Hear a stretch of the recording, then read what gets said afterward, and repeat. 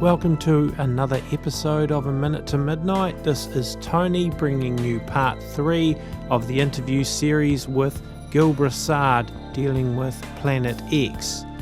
I think if you haven't already heard parts 1 and 2, you may want to go back and hear them. They're fascinating, and part 3 will certainly not let you down in that aspect. It's a very fascinating interview. Gill and I don't necessarily agree on everything, but it certainly brings a lively debate at times and a lot of perspectives that many of you will have never heard before. So fasten your seatbelts, and here goes part 3. Only in the last 15 years can we, in other words, if we would have tried to calculate create a biblical model for these events in the Bible 15 years ago, we'd have failed. We'd have used a gravity-ruled universe. But that means the planet cannot pass that close to Earth if it's a gravity-ruled universe. But the limit of gravity is proved out by what's called the Roche limit. The Roche limit for Earth is 1.5 times its radius. And that's where you get geosynchronous orbit. This is where a satellite won't lose its orbit and it's stationary because gravity can't pull it back. That's the limit of gravity. Anything beyond that is electromagnetic in nature. So how close to Earth does this planet actually come? Let me give you a reference for size. Between the moon and Earth, you have 30 Earth diameters. It's about 250,000 miles from between Earth and the moon. Yeah. And that is roughly 30 Earth diameters. Yeah. This object is only 6 to 7.5 times the diameter of Earth. Well, if it had a Roche limit similar to Earth, you'd go 1.5 times its radius also, and those two shouldn't cross. Otherwise, now you got gravity where you could drag an object further out of its orbit, like it happened during Hezekiah. So it could pass between the moon and Earth, and you'd have just like two bar magnets being attracted to each other. They would tilt towards each other, and that's where you get the 26 to 28 degree tilt. That takes about 6 hours of its approach and 6 hours as it's leaving for Earth to readjust its tilt back again, and it will come close to its original position, anywhere from 4 to 7 degrees. It would be off its original position. So just how big in the sky would this thing look? Well, there's 2 data sources that kind of gives us, right? During Joshua's long day, there's outside text mentioned by Emmanuel Velikovsky and Chuck Missler, which I respect both of them as researchers. One states that the object was 50 times the diameter of the moon. Wow. Well, if you have an object roughly 7 times the diameter of Earth, that meant it passed approximately halfway. To give you a visual perspective of 50 times the diameter of moon. Okay? There's others says that it was 10 times that of the moon. Well, then that would make it quite a bit further out, but then it wouldn't. Either it's many times smaller than 7, or that it was outside the reach of the moon, even beyond 250,000 miles away. That meant we would not get close enough to the magnetic field for it to tilt 26 to 28 degrees. So I'm leaning more to the accounts of 50 to 1, that this object passed midway between the moon and the Earth.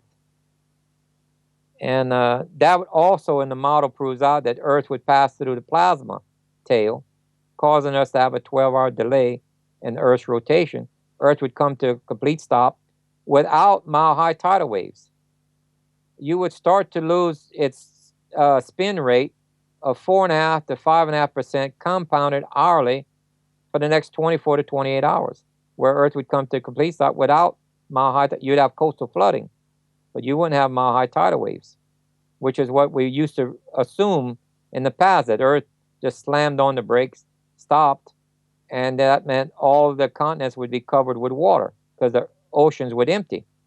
But that's not the way it happened in the model. Earth Wow. enters, yeah. This is the only model that proves out all of these stories exactly. Remember, we have a white paper report, more than one. We have at least 3 white paper reports giving us the exact description of the Chinese, Korean, and Japanese astronomers. We have modern day reports that says the orbits of comets in a certain region of space are warped, and that's in Sagittarius, which is considered south of the universe. Remember, south of the universe is not polar south.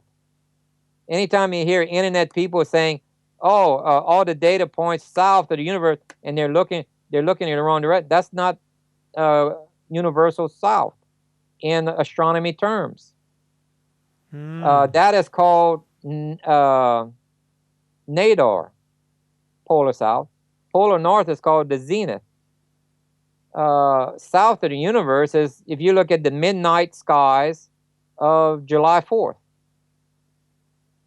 you'll be looking at Sagittarius on the ecliptic. That's south of the universe. North of the universe is December 29th at midnight, looking on the ecliptic. The ecliptic is the planetary plane of Earth. If you divide a line going straight through the center of the sun, straight through the center of Earth, that's the ecliptic. And because Earth is tilted, it comes across like an arc across the sky. But this is where, for us to have 2 meteor showers, this has to cross Earth path twice. Therefore, you have 3 fixed points. The sun is one of them, because it has to orbit the sun in the center of it. And you have 2 fixed points on its ecliptic plane. That's 3 fixed points. That means it cannot be off of the ecliptic. This object has to come from the ecliptic, from Sagittarius. This happens to be where NASA sent the Voyager and Pioneer probes looking for this planet X. Interesting stuff, huh? So now we're going to head back to looking at Jacob's Trouble and the Great Tribulation that we began to look at in part 2. If we want to define what the length of time of Jacob's trouble, we go to the story of Jacob, his marriage. Remember how he worked for 7 years, then he received a bride that he was tricked, do nothing about, for that first marriage. Then he had to work another 7. Yeah. Well, if you take a close look at that as a time period, Jacob's trouble started in 2001. That's a Sabbath year. You don't count that. You count the next year starting a count, because you're not supposed to work on a Sabbath. Yeah. That puts you 208 as being the Sabbath. Guess what? We received a world leader we knew nothing about, that he was a Muslim. Yeah. And guess what? If you go back in history, Nimrod was a descendant of Ham, which is a black race. Nimrod was the first man to call himself God on earth. Yeah. As it was in the beginning, shall she be the last. The last man to call himself God on earth would be a black man also. I'm not sure I totally agree on that one, but anyway, I kind of don't, because I don't think the Jews would ever accept a descendant of Ham. We've sort of dealt with that on this show. Well, I'm no expert on it, but anyway, yep, maybe. Unless this black man's mother was Jewish, right? Yeah, okay, yeah. We've debated this on here and kind of come to the conclusion that I'm not saying we're right, but we tend not to think that Obama is the Antichrist, that he's like a pharaoh, a type of Antichrist, but not the final Antichrist. Yeah. What's interesting is Mr. Obama is going to force a peace agreement on Israel coming up, where they'll have to change their borders.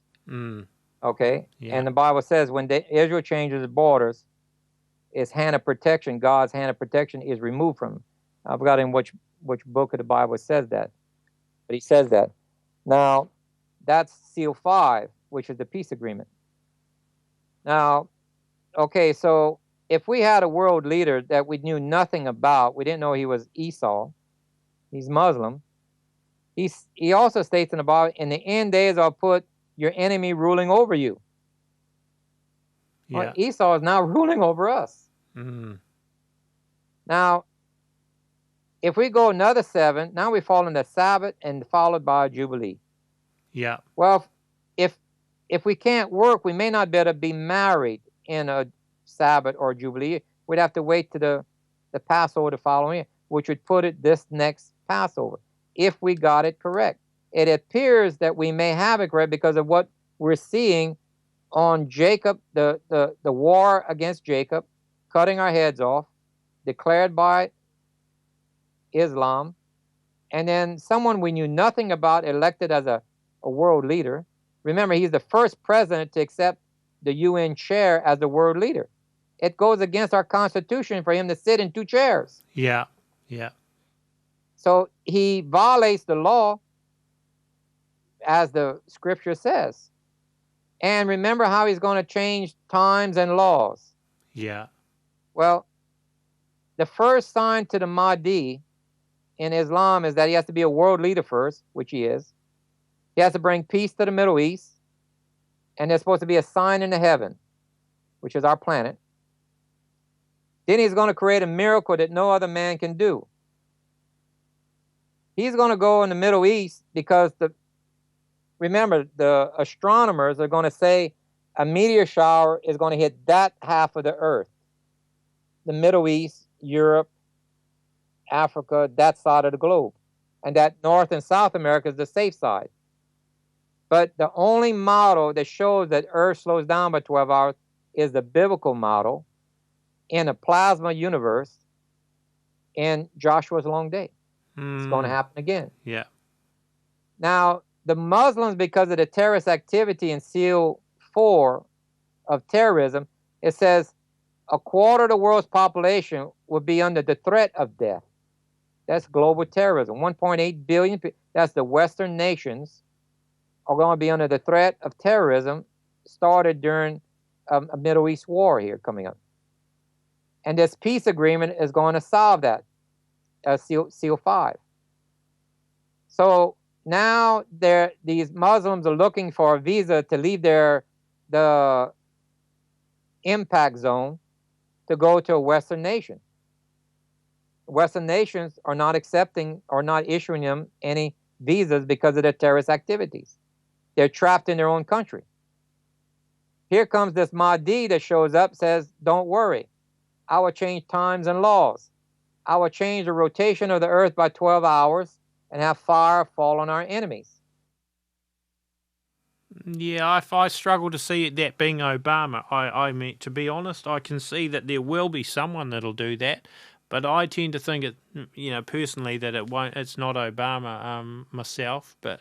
Okay. But anyway, I could be wrong. I certainly don't have hard and fast rules on it. But yeah, we've sort of, I suppose we've debated this a little bit on this show. So yeah. Name one Muslim that's a world leader. Well, but it maybe hasn't happened yet, and maybe I'm not even convinced it's going to be a Muslim myself, because I tend to think that it could be someone that's actually even of Jewish descent rather than a Muslim. But I mean, I'm fascinated to hear your point of view, because I'm not saying that ours is right. So this is why it's great to kind of to have some healthy debate on it, because then we're less likely to be fooled if we know all the possibilities. Keep in mind, the Bible does not say the second time Esau declares war on you. It doesn't say the second time that they decide to cut your heads off. All of these are singular. So we already see those in action.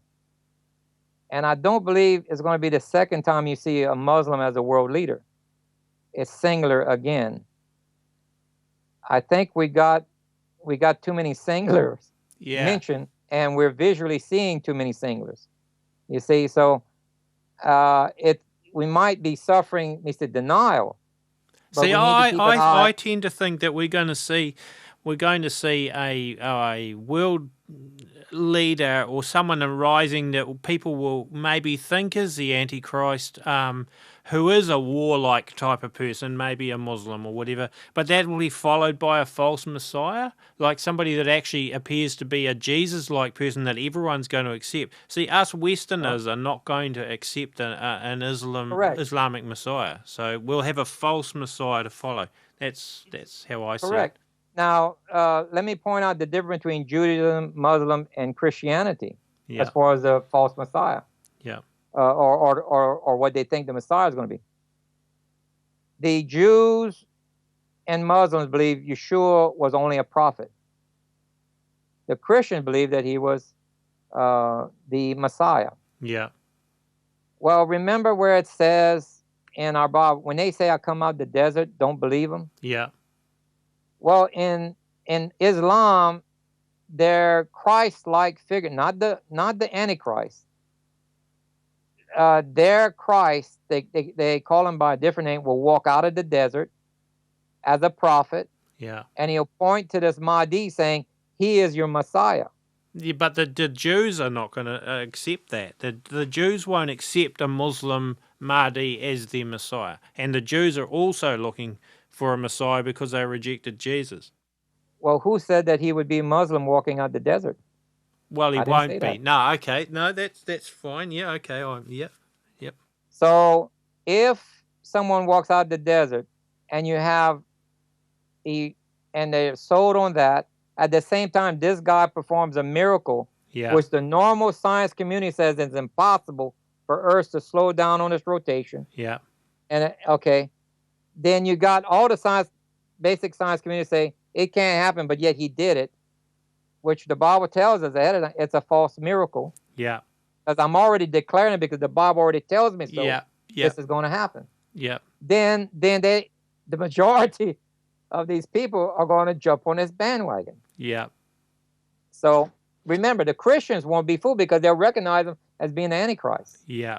Yeah. But the Jews and the Muslims will be fooled. Okay. Yeah.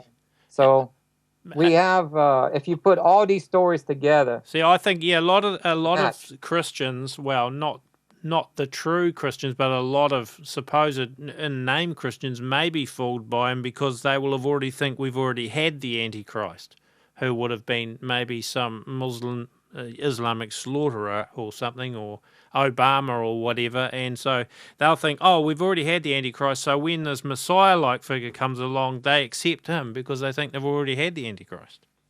Remember, the Pope kissed the Quran and said that they worship the same God. Yeah, I'm watching. So when the Pope decrees that this is also the Messiah, some of these Christians are going to go ahead and take the mark of the beast. Yeah, and they should. They should. Yeah. Oh, that's a fascinating perspective on it.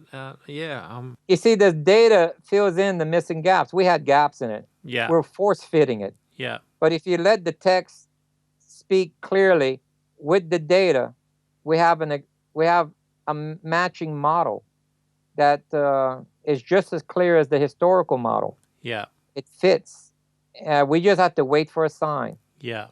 And right now, remember when Ronald Reagan said if we had an outside threat, yes, that it would, that the nations would put their differences aside and come together to address this outside. He was actually talking about an inbound planet. He knew about it. Remember how he came up with the Star Wars defense system, lasers? Yeah. Guess what? You need lasers in space to do a cloaking. I have a video that shows how they can cloak. You can put your hand in front of this device with lasers, and you can see right through your hand like a hole and see anything moving behind it. It bends light. Remember, light is matter in a different way, and you can bend it. And they would have bent it. Therefore, 16 years ago, we wouldn't see it. We still can't see it. Not until they take the cloaking mechanism down. Yeah. That's why we'll have that's why the Bible says He didn't say you see it first. He says you're going to see the effects of it first. Like a pain of a woman giving birth, earthquakes will increase. Yeah. And so we will get public notice from the government 40 days ahead. That's like the sign of Jonah. We're going to have 40-day warning from our global government that this is an actual threat. Why do you think they'll leave it that late? For control over the people. You will have, remember, they're going to take the internet down during the war in and CO3. That stops 2 to 3 million amateur astronomers from showing the public pictures, and this thing starts to come into view. Yeah. So now you have a bail-in. You control money. Prior to that, now you're rationing food, and then you're going to ration fuel because of the Middle East war. Therefore, you got total control of the global population. And the internet is down, so they can't warn each other. Yeah. Until you see a peace agreement, the internet is up again. So the whole world sees the glory of the Antichrist getting his peace agreement. And there has to be a sign in the sky when he's given it. That's what the Muslims are looking for. Yeah. 20 days after that or so will be the announcement of a 40-day arrival of this planet. That's when it rounds the sun. Yeah. And you can clearly see it. And that will be the majority of the world population. That's when they're going to get their warning. So if they're not attentive, they're not asleep. Yeah. So at the moment, they're using satellite technology to hide it from being seen, or is the sun hiding it?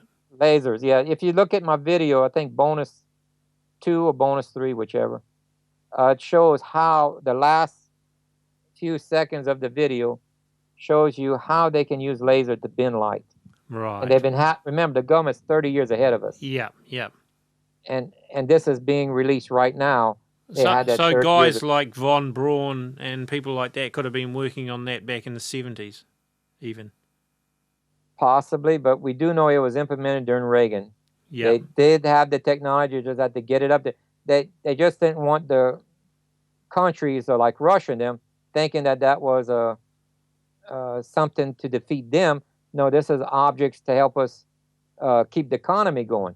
Yeah. Because if it would have got out, you'd have economic collapse globally. Yeah. They have to keep it quiet. And so everyone's in on it, the Russians and all, every sort of thing. All major economies. The smaller countries, no, but the major ones, yes. Yeah, okay, yeah. You can see by the way they're acting. Okay? This is... remember, the Queen and the Pope said this was going to be the last Christmas that we're going to enjoy. Yeah. What do you think they meant by that? Yeah. I agree. Yeah. What do you think when you go back and visit the DVD of An Inconvenient Truth of Al Gore and relabel this as climate effects from our planet? Yeah. And he says we will see the major effects on 2016. Yeah. Why did he pull that date out? We will see the major on 2016. And then they're using man-made climate change as an excuse to bring global government and more controls in place to have everyone more controlled when all this starts happening. Let me tell you how the math does not work on that. Because I had a green energy project. I was planning to use the data to promote a green energy project. But when I did the math, it didn't calculate. For instance, Mount St. Helens produced more CO2 than all of what this industrial age did. Yeah. Yeah. How many volcanoes went off since Al Gore made his video? I see another one this morning in Alaska or somewhere as well. So. Yes, it's a joke. Yeah. Just the nature itself. Remember, the more CO2 you put in the sky, the more plants absorb it. They grow quicker. Your grass is going to grow quicker. It speeds up growth in plants because they will absorb it more. But the reason why our CO2 levels are actually going up and down and climbing is because the Earth is warming up. This planet is heating up our core slightly. Yeah. Okay, and that if it expands 1 degree, then you have earthquakes, methane, tremors, the whole nine. But that extra heat causes plant material to decay quicker. Yeah. Causing rises in CO2 steadily.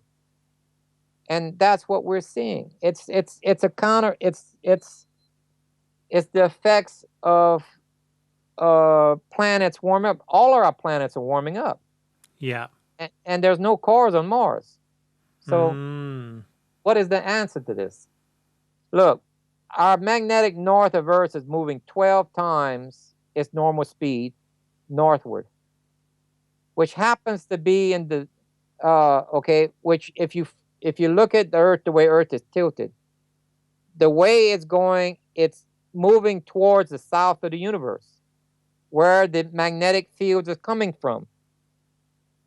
We're being pulled towards the magnetic field, Sagittarius. Now, the only way you can have a magnetic field effect, it's not from global warming.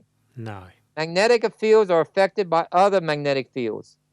So tell me, what is bigger than the Earth that has a stronger magnetic field to move Earth's magnetic field 12 times its usual rate? Only in one direction.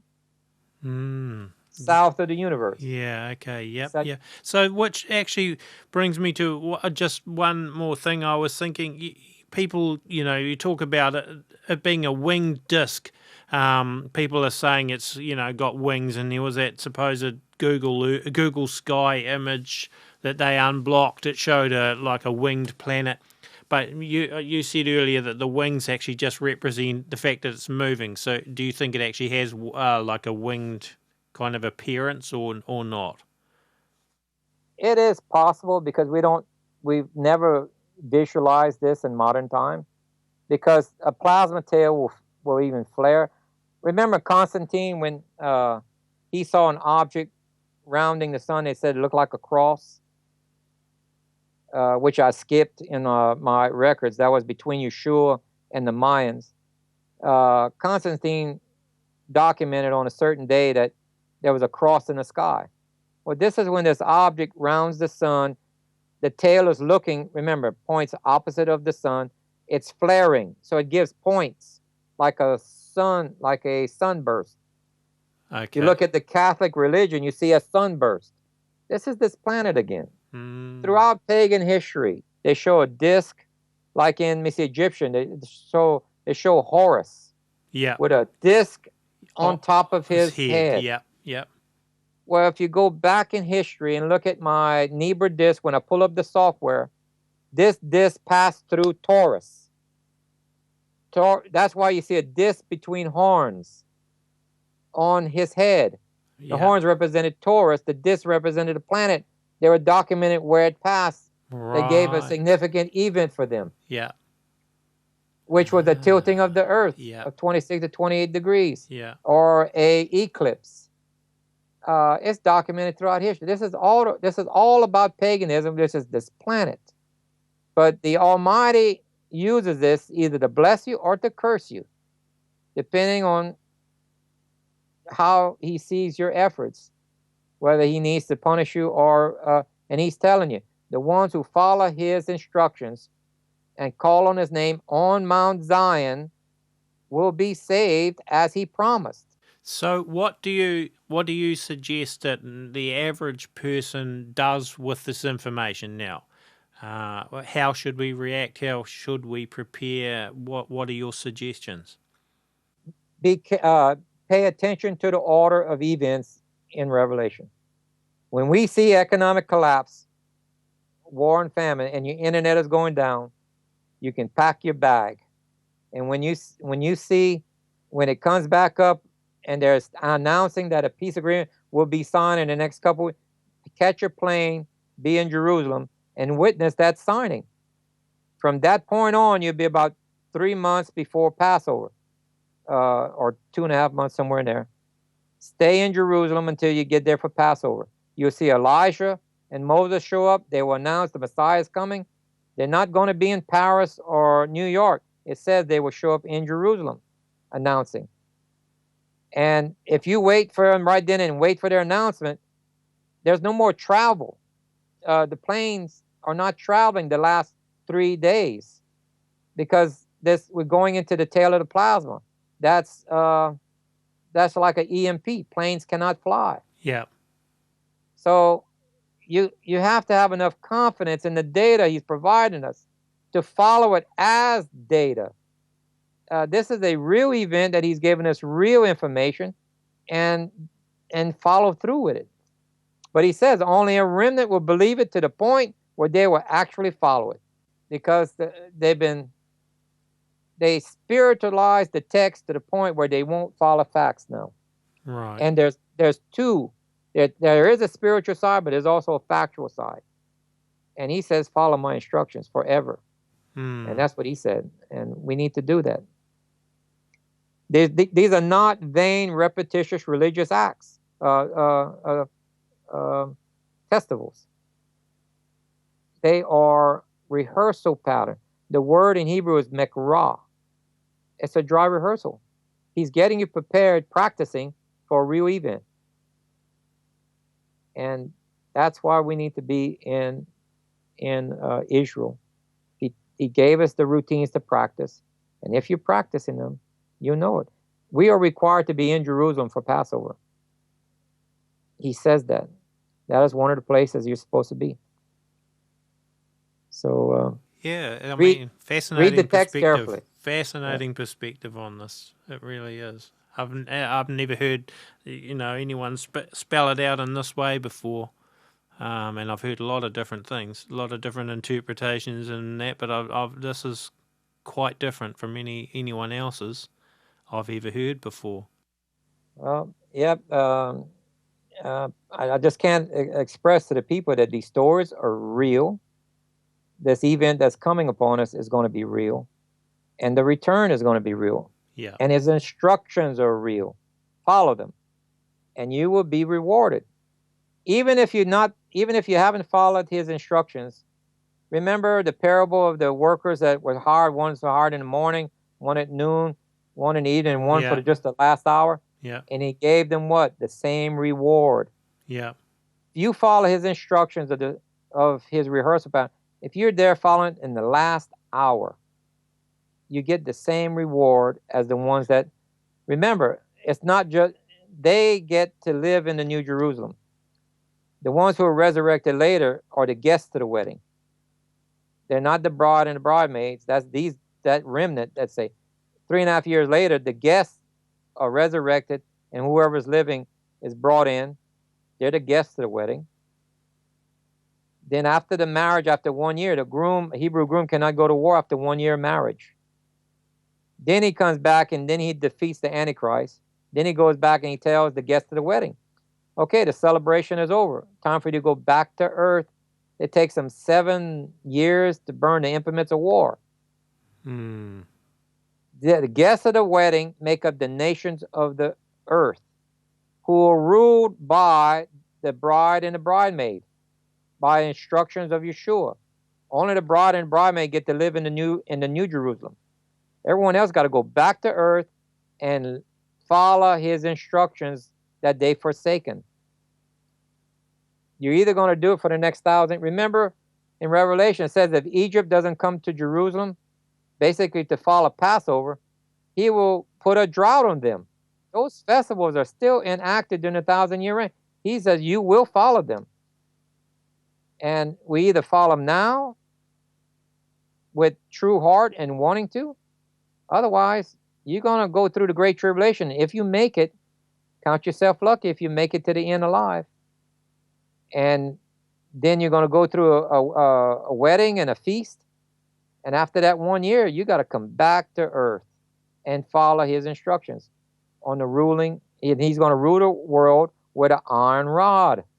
It's not, you will, if he hits you over the head with an iron rod, it's not going to be, you're going to know it. So he's not going to accept people who are hard-headed. Yeah. Well, this has been really fascinating, Gill. And can you just tell the listeners again where they can find your information, and then I guess we better wrap up.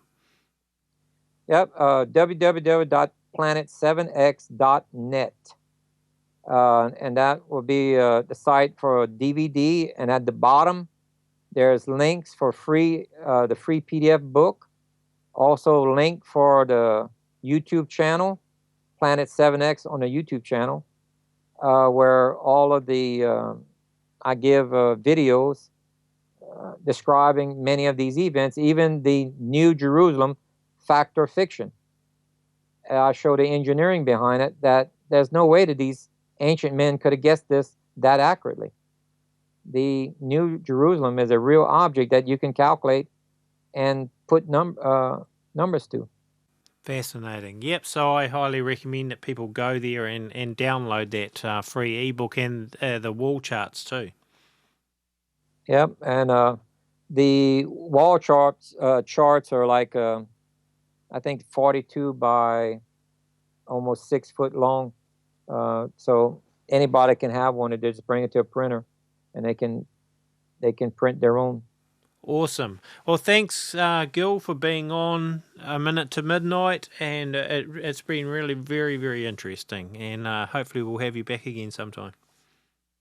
Thank you, my friend. I look forward to, if there's any other interviews you want, that would be fine. Thank you.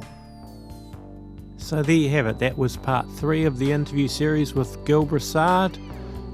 Please remember to subscribe to our YouTube channel, and also visit aminutetomidnite.com, where we post a lot of articles, and all our interviews are there, both as YouTube videos and also just audio only downloads. We have a donate button on there which helps to keep this running, so any donations, even very small ones, are still greatly appreciated. And there's a link on there to rockshoresounds.com by downloading production music or sound effects from rockshoresounds.com. That also helps us at aminutetomidnite.com. I write and record all the music for our A Minute to Midnight shows, and so supporting rockshoresounds.com also helps support aminutetomidnite.com directly. Okay, so that's Tony signing off for A Minute to Midnight today, so we'll catch you hopefully in the next episode.